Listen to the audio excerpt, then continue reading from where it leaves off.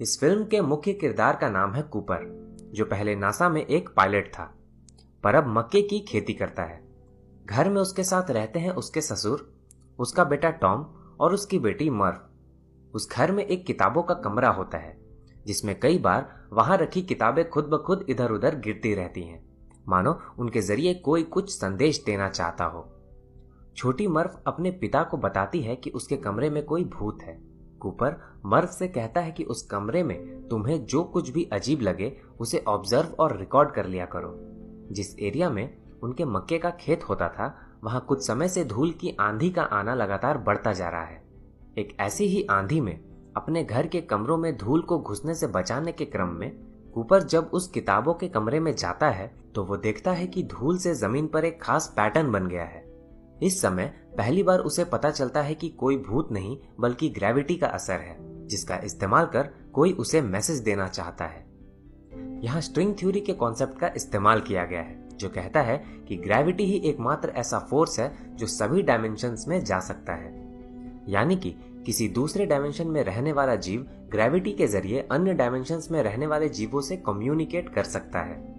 खैर, अब आगे बढ़ते हैं। उस पैटर्न को एनालाइज करने के बाद वो पाता है कि वो असल में एक बाइनरी कोड है, जिसमें एक लोकेशन कोऑर्डिनेट छुपा हुआ है। लोकेशन कोऑर्डिनेट को डिकोड करने के बाद जब वह उस लोकेशन पर पहुंचता है तो उसे पता चलता है कि वहां नासा के एक सीक्रेट प्रोजेक्ट पर काम चल रहा है।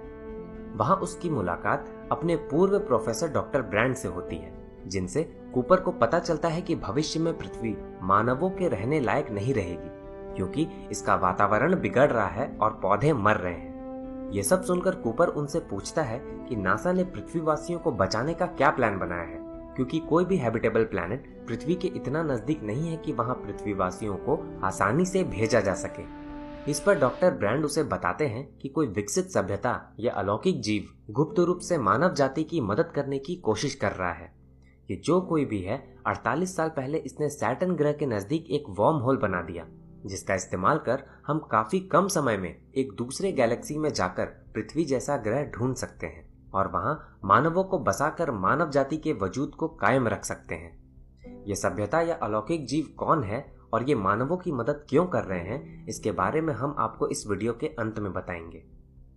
अगर आप वर्म होल के बारे में नहीं जानते तो हमारा वर्म होल वाला एपिसोड देख सकते हैं। चलिए अब आगे बढ़ते हैं। डॉक्टर ब्रैंड इस बातचीत के दौरान कूपर को यह भी बताते हैं कि नासा पहले ही 13 अलग अलग एस्ट्रोनॉट्स को उस वर्म होल के अंदर भेज चुका है, जिनका मिशन है वर्म होल के उस पार जाकर ऐसे ग्रह को ढूंढना जो मानवों के रहने लायक भी हो और नजदीक